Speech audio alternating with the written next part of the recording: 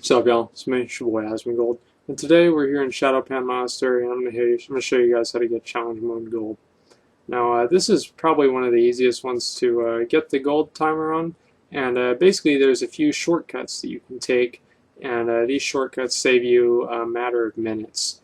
And basically the first pull here is kind of a big pull, but at the same time, if your tank plays it correctly, it will be very inconsequential.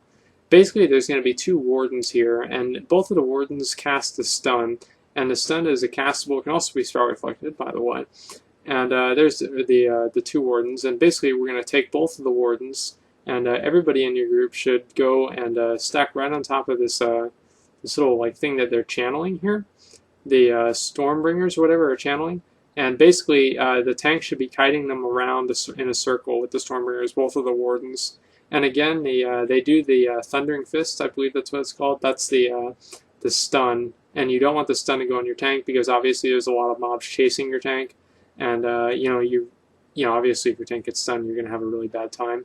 And as soon as you get all the Stormbringers down to 50%, they stop channeling, and at that point you need to be moving into the next room and planning whenever you're going to pull the boss. This seems like a very hectic pull, but it's actually not that hard at all in my opinion. I've never really had any trouble with this pull compared to other challenge mode pulls, especially because these ads don't really do a lot. And as soon as you kind of get these ads under control, basically you can pull the next boss. Now, the next boss is really kind of easy to do. Honestly, basically there's a couple things he does. He shoots down this like lightning thing on the ground, and I think our healer gets hit by it, so you guys are going to see how much damage it does. If you do get hit by the lightning thing, that's like an L2P situation. Like you should never really get hit by the lightning thing ever at all. And basically he's going to summon the Azure, or like not Azure, the lightning dragon. As you can see, boom, there's our healer. So I mean that thing does like 250k damage, and it also ticks for damage.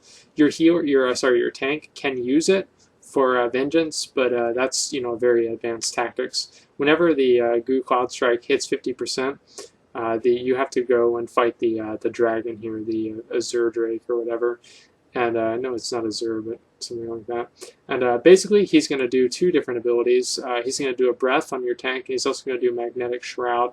Now, Magnetic Shroud does damage over time, I believe, and basically it absorbs healing. And so whenever you get Magnetic Shroud on you, you can use any personal healing cooldowns just to kind of get it off very quickly.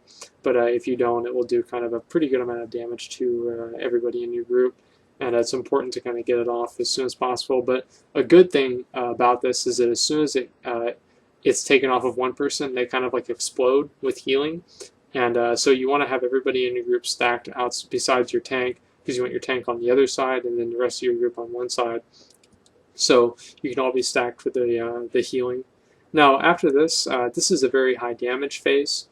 Basically, as you can see, we had a healing tide totem down. Now, that healing tide totem was wrong. He should have been using it right about, basically when there were 10 seconds left of the fight, he should have been using it. Basically, damage, he does significantly more damage the lower health he is. So the lower health he is, he does more and more damage. And as you can see now, I mean, like, people are just getting wrecked here. And so basically, this is not really that big of a deal. But at the same time, it's a little, you just kind of want to have it under control. So you want to have like some kind of healing throughput cooldown going towards the end of the fight. Now after that, you're going to have to deal with these ethereal Shahs. Now, our tank wanted to do a strat where we pulled all 5 of the ethereal Shahs, and we pulled all of those instead of having to pull the first pack after the second boss. I actually think that's a better strategy than the one that I had been using. And so basically what we're doing here is we're pulling the ethereal Shahs one at a time. I thought this was this is our first night playing together, and so we were kind of just taking it easy and just trying to get it done. But honestly, it's not really that hard to pull all of them. The reason that we were only pulling a few of them, though, is because at about 10 to 20%, they cast a spell called Shah Blast. And as far as I know, it's uninterruptible, and also whenever they finish the cast, it basically kills everybody, or it takes everybody so close to being dead that they're probably going to die after that. And on top of that, it knocks them back. And so you can also stun them. And so obviously, like any coordinated group would be able to stun them, and right whenever they got low health. Now, what I'm doing here is that I'm going all the way up here, and basically they kind of trusted me to go up here, and since I have infinite sprint, and basically avoid these little arrows, which I'm doing an amazing job at, and you can tilt your camera up and look up and see where the arrows are. And basically, I'm going up here because as soon as I get up to the dojo here, I guess the monastery. I don't even know if that is actually a monastery, but either way, the Shadopan archers will disappear, and so the rest of my group won't have a problem dealing with it. And I go up here and I start the RP event, and so by the time the rest of my group gets up here, we won't have to wait for the RP event. We can immediately start killing the disciples. And as you can see, they're going to be running up here right about, yeah, they're coming up now.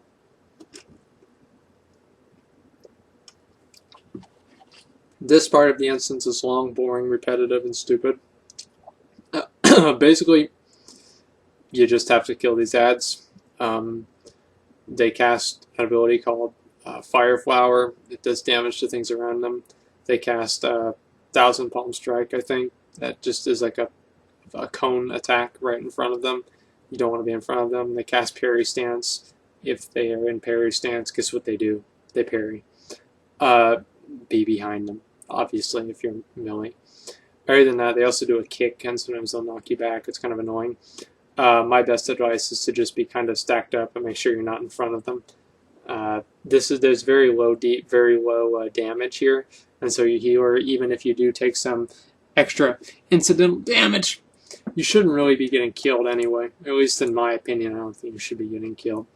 But anyway, as soon as you kill all of these, there's going to be 2 ads that spawn: Flying Snow and Fragrant Lotus. Now, you kill Fragrant Lotus first, and the reason for that is that if you don't kill her first, she spawns an ad called the Jade Staff, and the Jade Staff kills you, okay? If she summons the Jade Staff, it causes all kinds of problems, and you don't want it to happen. And so you focus her down, but the DPS requirement for killing her before she summons the Jade Staff is very relaxed, and so don't think that this is some kind of a big deal. I guess since we're here, I'll talk about heroism timing. Basically, you want to use heroism on the first boss, and you want to use it on the third boss, the Shaw of Violence. And the reason for that is you have a damage buff on the Shaw of Violence, and so heroism is going to be doing, a percentage more damage than it would be dealing if you're using it on a boss that's not taking extra damage. It's kind of common sense, but it's a little bit hard for me to explain. Basically, you want to use it on the first and third bosses. Using it on the last boss is not as good of an idea. As you can see, Fragrant Lotus and Flying Snow have come down. I'm on Fragrant Lotus. We kill her pretty quickly. It was not even a question if the what's it called? If the Jade Staff was going to come out. Flying Snow does a whirlwind. It doesn't really do enough damage to matter. Both of these guys are really easy to deal with, honestly. There's not really much to talk about, as I said, except for just kill Fragrant Lotus first. We probably could have done a lot more cleave, and we probably should have, but we didn't. So, for future reference, you don't really have to go apeshit on Fragrant Lotus. You just have to make sure that she dies within a reasonable time. And as soon as both of them die, you're able to go up and actually fight the second boss up here, who's, again, really not that hard. He's probably one of the easier bosses in here. Now, basically what he does is he splits into into 3, and there are 2 illusions. Now, there are a couple of ways to tell which one is the real one, a couple seconds early. The first way to tell is his chat bubble always shows on the real one. So if you see a chat bubble in the back left, he's going to be in the back left. The real one's going to be in the back left. The thing is, though, you want to make sure that you always kill all 3 of them, because the little chi bolts that he shoots do a significant amount of damage. And also for this first phase, your tank can tank the Fists of Fury for Vengeance, but that's really only recommended, I would say, for very experienced players and people who have probably done this a few times. But other than that, I would just stay away from it. As you can see, here we are, and there's the chat bubble, and I already knew. Went all the way over to him. And if you stand behind him, he's never going to hit you with chi bolts, which is kind of an easy way to just sit there and DPS. And again, he will also he'll split again at some point, and basically after he finishes casting that chi bolt thing, it's like his buff on himself, and usually he splits again right after that, and then I get in the middle and kind of just like prepare myself to fight him, and I didn't really know which one was which here. And as soon as he splits for the second time, he just pretty much chases after somebody. One thing that's good to do here is if you kite him around, he just infinitely chases you around, and he doesn't really do anything. It doesn't really matter, honestly, if he catches you or not. The damage that he does is pretty minimal. Now, after this, as I was talking about before, we're going to use our invis potions, and we're going to invis all the way down to past the bridge. Now, we fuck this up, I think, and we aggro the regenerating Shah, but we don't need to. It's not necessary. And you also want to have your 18-second invis potions just to make that extra little, make that gap. Now, if I was a good rogue, I'm not. If I was a good rogue, I would have gone out of the invis early and made sure that we used not Cloak of Shadows, Shroud of Concealment to make sure that everybody got across safely. But as I said, I'm not a good rogue, so we aggro this guy. Another, really professional thing that I did here is I usually have all of my interrupt keys bound to E, and so I'm sitting here. I never interrupt this mob, and so we spend like 2 minutes or something, like a minute, like fighting this mob because I don't know where my interrupt key is, even though it's probably this giant kick button in the middle of my screen. I literally couldn't even find it. It's just like, I mean, honestly, I almost wanted to delete this, but it's whatever. It's not really. I mean, I'm not really showcasing my rogue skills here, because if I was, it would be pretty fucking pathetic. Another thing you want to have to watch out for is the volatile Shah. And basically, the volatile Shah explode, and they do about 150,000 damage. And basically, you just need to knock them away. Like, we have an elemental shaman, so basically, we just thunderstorm them away, and we don't have to deal with them. And basically, the regenerating Shahs, again, are not really that big of a deal to deal with. You just need to interrupt them. And usually, you interrupt them by actually pressing your interrupt keys. And that always helps whenever you know where they are. And anyway, these destroying Shahs, it's better to let them cast the spell, the channel, the breath. And the reason for that is that the breath is easy to avoid, and then you can just stand behind them and you're taking no damage, and your tank can still get in front of it for vengeance, and it's completely controlled. And so try not to interrupt that spell. And as soon as these things get low, you want to be moving into the next room and pick up the volatile energies and kind of take care of them and get them lower. Make sure you try not to blow them up while people are on top of them. I think I use Cloak of Shadows, that's right. But yeah, as you can see, we had a couple people in our group almost die. Shadow Violence can be really rough for some groups, and Shadow Violence is actually one of the fights that actually changes between Heroic and Challenge mode. And basically, Shadow Violence on Challenge mode puts a debuff on you, and basically, there it is. It's the little Frost Armor debuff, and basically you take damage over time, or not damage over time, well it is, but damage every second, 1,500 damage every second. But in trading off for that, you'd also deal more damage. And so basically, this is a very healing intensive fight. Now, you don't want to dispel these debuffs because obviously Shah of Violence has a lot of health, and so you really need these debuffs to kind of kill it. And another thing that Shah of Violence does is he casts Shaw Spike. Now, this is also in Heroic, but most people don't really know what that is. Basically, you can download bigwigs or deadly boss mods to tell you when it's going to happen. Basically, as you can see, he cast it on me there, and I knew it was going to happen because I'm not a moron, and it's not there's nothing I have to interrupt here, so I'm not a moron. And anyway, you do not want to be under Shaw Spike whenever it happens, because it does extra damage to you, and as I said, healing is already rough as it is, and so you don't want to have to deal with that. Now, you can't really deal with not dispelling the tank, and the reason for that is that sometimes Shah will, he'll blind the tank and you have to dispel it, or Shah will go and he'll start hitting another member, and obviously in challenge modes that's not going to last for very long. At 50% we pop Heroism here, and we burn them down with the debuffs up, and it was pretty easy at that point. You also want to make sure that whenever the volatiles are spawned, usually it's best to have one range kind of, it's like their job or whatever to kind of pull the volatiles off and just DPS them. And you only really want the range to do that until about 50%. And at that point, you can just let them build up and they'll be dead. Now, this is an important part here. Now, these little you have to purify these defenders, and usually you have to purify 4 of them. But if you do this correctly, you only really have to purify 2. If everybody clicks the defender at the same time, it registers 4 purifies and not 1.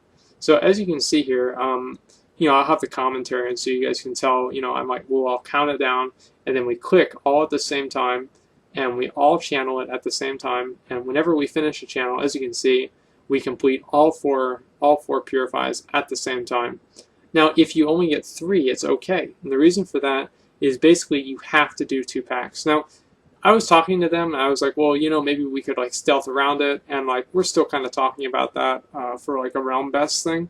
But basically, for any like just normal gold group, you're not going to be doing anything weird like that. And so basically, what I'm going to be doing here, as you can see, is I'm going across, and this pack up here, you're going to have to also purify it. Also, if everybody in a group has this Alien War Banner, you can all invis and not have to deal with this pack. But I'm assuming that you guys probably don't, and if you do, you don't really need this this guide here. Now, this is going to be the last pull in the instance that is hard. This is the last hard pull in the instance, and basically, so you want to use all of your cooldowns here because the last boss is extremely easy.